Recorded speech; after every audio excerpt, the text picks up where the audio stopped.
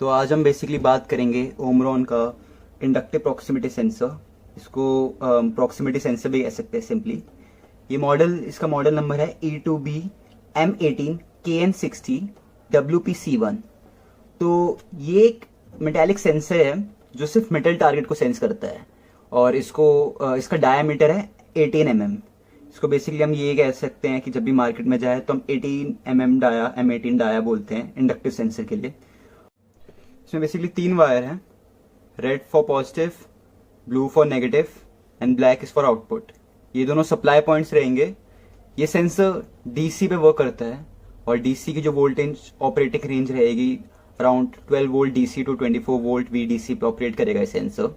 इस रेंज के बीच में सेंसर ऑपरेट करेगा। तो अब इसके एंड पे जो C1 लिखा हुआ है वो कई बार B1 भी लिखा होता है। अब C1 का मतलब समझ लेते हैं। C1 का बेसिकली मीनिंग ये है, सेंसर की जो आउटपुट है वो NPN-NO है, विच मीन्स आउटपुट होगी NPN बेस्ड, और अगर B1 लिखा होता तो वो होती PNP बेस्ड। अब NPN-NO का बेसिकली मीनिंग समझ लेते हैं। NPN-NO का मतलब ये है, NPN से समझते हैं पहले। जब टारगेट आएगा इसके सामने तो जो आउटपुट में जो वोल्टेज आएगी वो यहाँ पे नेगेटिव आएगी।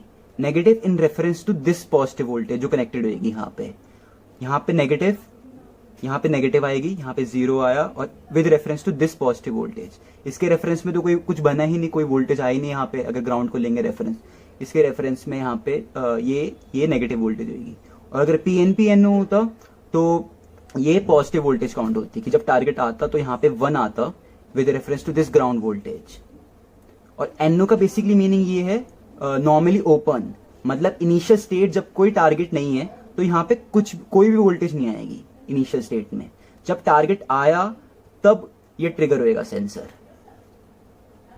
तो अभी मैंने सेंसर को वोल्टेज दी है अराउंड 14.3 वोल्ट डीसी, और ये अब सेंसर किसी मेटल टारगेट को सेंस करेगा। इसके बैकलाइट में एक एलईडी है, वो इंडिकेशन दिखाएगी प्रेजेंस ऑफ मेटालिक टारगेट।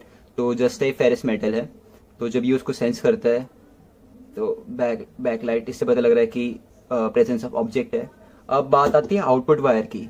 तो जब प्रेजेंस ऑफ टारगेट रहेगा तो आउटपुट वही रहेगा, PNP आउटपुट रहेगा या फिर NPN आउटपुट रहेगा। अब बात आती है सेंसर की सेंसिंग रेंज के बारे में। इस सेंसर की सेंसिंग रेंज है 16 mm, जो बेसिकली ये बताता है कि इसकी काफी ज्यादा हाई रेंज है एज कम्पेयर टू दोस्त लोकल सेंसर। और इसकी सेंसिंग रेंज वेरी करती है depending upon the type of target क्या है। मैक्सिमम सेंसिंग रेंज तब होएगी जब maximum amount of ferrous metal होगा टारगेट में, और मिनिमम तब होएगी जब मिनिमम मेटल होएगा फेरस कंटेंट, या एल्यूमिनियम पे कम होएगा या गोल्ड पे भी, और गोल्ड पे सबसे कम रहेगा। मैक्सिमम तब होएगा जब फेरस कंटेंट सबसे ज्यादा रहेगा। इसे टारगेट है, हम यहाँ पे देख पा रहे हैं अराउंड 1.2 इसकी सेंसिंग रेंज है, 1.2 mm अभी। तो अभी भी मैक्सिमम इसलिए नहीं, इस पे भी कुछ मिक्सचर रहा होगा या है, कुछ इंप्योरिटीज अभी है। जो सेंसिंग रेंज डाटा शीट में लिखी होती है वो मैक्सिमम फेरस कंटेंट के लिए लिखी होती है। काफी हाई फ्रीक्वेंसी है सेंसिंग रेंज की।